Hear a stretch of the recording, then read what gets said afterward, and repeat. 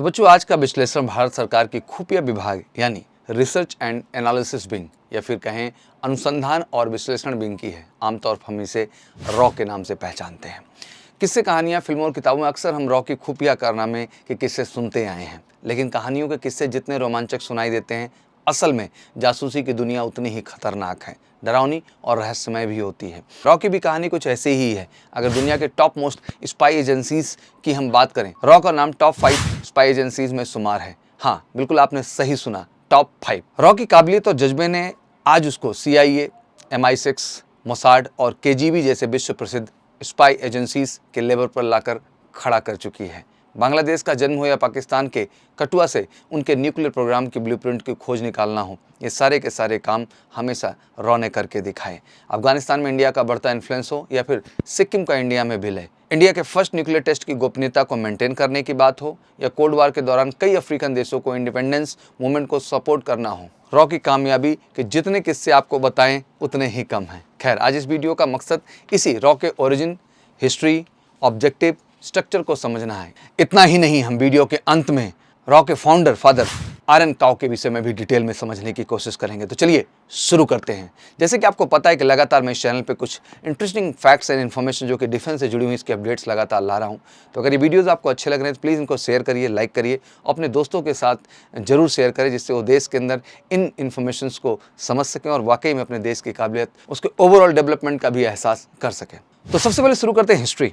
Raw का जन्म भारत की आज़ादी से लगभग 20 साल बाद 1968 में हुआ। लेकिन अब आप सोच रहे होंगे, क्या उससे पहले इतने सालों तक भारत में इंटेलिजेंस गैदरिंग का काम कौन किया करता? आखिर इंटेलिजेंस के पैरामीटर कौन पूरा किया करता था? तो इसका जवाब है IB यानी इंटेलिजेंस ब्यूरो। जी हाँ, रॉ बनने से पहले इंडिया के लिए इंटरनल और एक्सटर्नल इंटेलिजेंस गैदर करने का काम ब्रिटिश सरकार द्वारा बनाई गई इंटेलिजेंस ब्यूरो ही किया करते थे। असल में बात है 20वीं शताब्दी के पहले दशक की। इंडिया पर इस समय ब्रिटिश हुकूमत का राज था। आज इसी हुकूमत के खिलाफ आज़ादी की जंग छिड़ चुकी थी।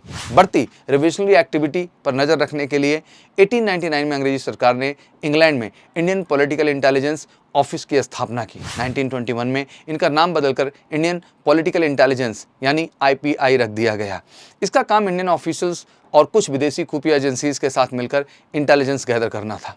1930 के करीब जब यूरोप में उथल पुथल बढ़ने लगी, उस समय अंग्रेजी सरकार ने इंडियन पॉलिटिकल इंटेलिजेंस का स्कोप बढ़ाकर इंडिया के बॉर्डर्स और उस पार चल रही गतिविधियों की खुफिया जानकारी हासिल करने की भी जिम्मेदारियां दी गई। इंडियन पॉलिटिकल इंटेलिजेंस के कंधों पर सौंप दी। खैर, 1947 में भारत देश आज़ाद हुआ और इंडियन पॉलिटिकल इंटेलिजेंस का नाम बदलकर इंटेलिजेंस ब्यूरो रख दिया गया। इंटेलिजेंस ब्यूरो होम मिनिस्ट्री के अंदर काम करने लगा। IB का दायरा केवल भारत के बॉर्डर्स के अंदर तक ही सीमित नहीं था। TG संजीवी पिल्लई IB के पहले इंडियन डायरेक्टर बने। ब्रिटिशर्स के जाने के बाद IB में ह्यूमन रिसोर्स की क्राइसिस बढ़ने लगी। ऐसे में पिल्लई ने पूरे IB को British domestic intelligence agency MI5 के तर्ज पर स्ट्रक्चर्स करना शुरू कर दिया। लेकिन ये आगे चलकर एक मेजर डिजास्टर साबित हुआ। दोस्तों, हम सब जानते हैं कैसे 1962 में चाइना ने इंडिया पर अटैक किया और ये हमारी इंटेलिजेंस सर्विस यानी IB का अभी तक का सबसे बड़ा ब्लंडर भी साबित हुआ। कहा जाता है कि इस बॉर्डर वॉर में इंडिया की खराब परफॉर्मेंस का अगर एक सबसे बड़ा कारण था तो ये यही था। IB के field intelligence major general BK Singh 2007 में आई अपनी best selling book India single intelligence secret of research and analysis wing में कहते हैं कि IB उसमें बॉर्डर के पास हो रहे चाइनीज बिल्डअप को डिटेक्ट नहीं कर पाई और इसी के चलते इंडिया को एक बड़ी डिफीट का सामना करना पड़ा। IB पर की गई इतनी इन्वेस्टमेंट के बाद भी हार का हमें सामना करना पड़ा। उस वक्त के तत्कालीन प्रधानमंत्री पंडित जवाहरलाल नेहरू जी अब रियलाइज कर चुके थे कि भारत के बॉर्डर्स पर बढ़ते हुए थ्रेट्स को काउंटर करने के लिए केवल IB का होना काफ़ी नहीं है। इस वार के बाद इंडियन गवर्नमेंट को ये सबक मिल चुका था कि उन्हें अब एक डेडिकेटेड फॉरेन इंटेलिजेंस की सबसे ज़्यादा ज़रूरत है। 1965 में हुए इंडो पाकिस्तान वार के बाद यह बात और भी ज़्यादा क्लियर हो गई। उस समय के chief of army staff general Jayanto Nath Chaudhuri ने भी इस बात पर पंडित जवाहरलाल नेहरू का कंप्लीट सपोर्ट किया था और इसी के चलते 1960 आते आते इस अलग फॉरेन इंटेलिजेंस एजेंसी के आइडिया ने एक मजबूत शेप लेना शुरू कर दिया और आखिरकार इंदिरा गांधी की लीडरशिप में 1968 में रॉ की फाउंडेशन रखी गई। तो दोस्तों, ये कहानी थी रॉ के जन्म की। अब हम एक नज़र डालेंगे इसके स्ट्रक्चर और कंप्लीट फंक्शनिंग में। आखिर रॉ का स्ट्रक्चर्स क्या है और उसकी प्रॉपर फंक्शनिंग क्या है। दोस्तों, वैसे आपको पता होना चाहिए, रॉ के स्टाफ, एडमिनिस्ट्रेशन, बजट आदि जैसे ऑर्गेनाइजेशनल फीचर की एग्जैक्ट इन्फॉर्मेशन पब्लिक डोमेन में अवेलेबल नहीं है, लेकिन कुछ थिंक टैंक और फॉरेन रिसर्च एजेंसीज ऐसे में बताती हैं कि रॉ एक शुरुआती अर्ली 1970 में टोटल 250 लोगों के स्टाफ और 2 करोड़ रुपए के बजट के साथ शुरू हुई। 2007 तक इसका एनुअल बजट 30 करोड़ रुपए तक बढ़ाया गया और उसके पर्सनल्स की संख्या हजारों की तादाद में पहुंच गई है। इस दौरान रॉ के साथ साथ धीरे धीरे कई स्पेशलाइज्ड सब एजेंसीज भी जुड़ने लगी। एग्जाम्पल के तौर पे रेडियो रिसर्च सेंटर 1970 और इलेक्ट्रॉनिक एंड टेक सर्विसेज 1980 में रॉ के अहम हिस्से बने। 1971 में रॉ चीफ के कहने पर गवर्नमेंट ने रॉ में एक एविएशन रिसर्च सेंटर भी ऐड किया। इसका काम था ट्राइबल देशों के एरियल मिलिट्री स्पेस की स्टडी करना।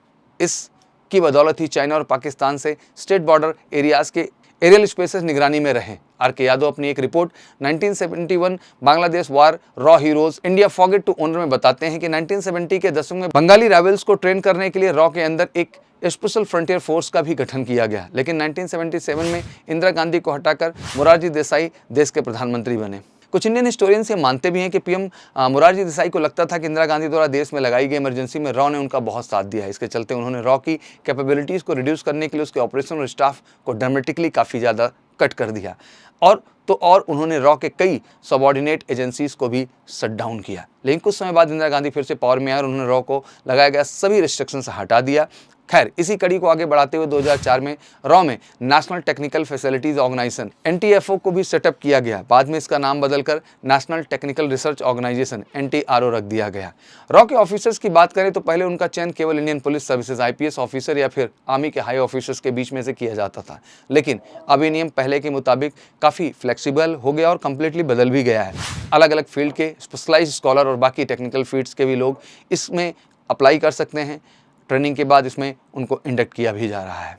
अब बात करते हैं उनके फंक्शंस की। यूएस, ब्रिटेन आदि देशों की खुफिया एजेंसीज जहां उनकी मिनिस्ट्री ऑफ डिफेंस को रिपोर्ट करती हैं, वहीं इंडिया में raw chief directly prime minister को रिपोर्ट करते हैं। और रॉ चीफ पीएमओ के कैबिनेट सीक्रेट में डेजिग्नेटेड सेक्रेटरी भी होते हैं। दोस्तों, जैसे कि हमने देखा है कि जिन हालतों में रॉ का जन्म हुआ उस समय उसके मेन टारगेट चाइना और पाकिस्तान ही थे। दोनों ही मुल्कों से हम जंग लड़ चुके थे और दोनों ही मुल्कों से हमारे रिश्ते बहुत खराब थे। फॉर्मर ऑफिशियल्स भी रमन अपनी book the cowboys of raw down memory lane में कहते हैं कि अपने शुरुआती सालों में रॉ की दो प्रायोरिटीज़ थी। पहले पाकिस्तान, चाइना और ईस्ट पाकिस्तान के कॉन्टेक्स्ट में इंटेलिजेंस गैदरिंग के थ्रू उन पर बढ़त हासिल करना और दूसरा पाकिस्तान में आ रहे मिलिट्री हार्डवेयर की इंपोर्ट्स के ऊपर कड़ी नज़र बनाए रखना। लेकिन धीरे धीरे उसका मैंडेट बढ़ता गया। आगे चलकर रॉ ने इंडिया से सटी बाकी कंट्रीज़ में भी हो रही पॉलिटिकल और मिलिट्री गतिविधियों को ट्रैक करने के लिए इंडिया की विदेशी नीति जैसे क्रिटिकल इशूज़ में भी अपना स्कोप बढ़ाना शुरू कर दिया। अब रॉ का भारत की विदेश नीति में कितना इन्फ्लुएंस रहा, इस पॉइंट पर एक्सपर्ट्स के कुछ मतभेद भी जरूर हैं। एक तरफ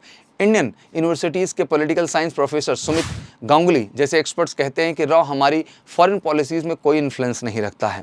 दूसरी तरफ एक्स आर्मी ऑफिसर्स और institute of peace and conflict studies के फाउंडिंग डायरेक्टर दीपक बनर्जी के ब्लॉग में कहना है कि रॉ का chief directly head of state को रिपोर्ट करता है। इसी कारण हमारी विदेशी नीति से जुड़ी हर छोटी बड़ी नीतियों में रॉ का इनपुट और डीप एनालिसिस शामिल है। अब जैसा कि हम जानते हैं, जो अपनी सिक्रेसी के प्रति ऑब्सेशन के लिए जानी जाती, तो ऐसे में जाहिर है कि उनके काम करने के तौर तरीकों और स्ट्रक्चर आदि की अधिक जानकारी वो बाहर नहीं आने देते। खैर, जो भी हो, लेकिन अब तक आप जान चुके होंगे कैसे IB से निकलकर रॉ का एक स्पेशलाइज्ड फॉरेन इंटेलिजेंस एजेंसी के रूप में किस तरह से जन्म हुआ।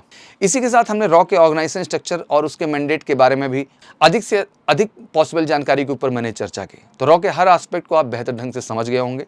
अगर वाकई में ये जानकारी आपको अच्छी लगी हो तो चैनल पे बिल्कुल इसको ज़्यादा से ज़्यादा शेयर करिए, लाइक करिए, और अगर अभी तक चैनल को सब्सक्राइब नहीं किया तो सब्सक्राइब जरूर करिए। मेरी पूरी कोशिश है कुछ different and update and information जो आपके लिए मैं लेके आऊँगा।